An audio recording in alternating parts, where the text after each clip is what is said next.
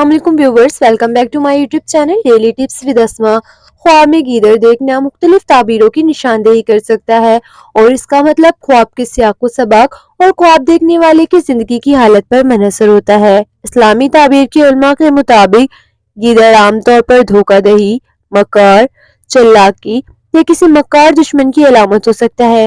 गीदड़ को अक्सर धोखाधड़ी और मक्कारी की अलामत समझा जाता है। ख्वाब में गीदड़ देखना इस बात की निशानदेही कर सकता है कि आपके इर्द गिर्द कोई ऐसा शख्स है जो बाज़ाहिर दोस्त नजर आता है लेकिन अंदर से दुश्मनी रखता है। गीदड़ का ख्वाब बाज़ औक़ात आपको खबरदार करता है कि आपको किसी मामले में धोखा देने की कोशिश की जा सकती है।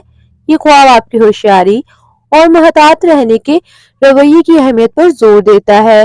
गीदड़ अपनी चालाकी के लिए मशहूर है। ख्वाब में गीदड़ देखना ये इशारा दे सकता है कि आपको अपनी जिंदगी में किसी मसले में निपटने के लिए अक्ल और हिकमत से काम लेना होगा।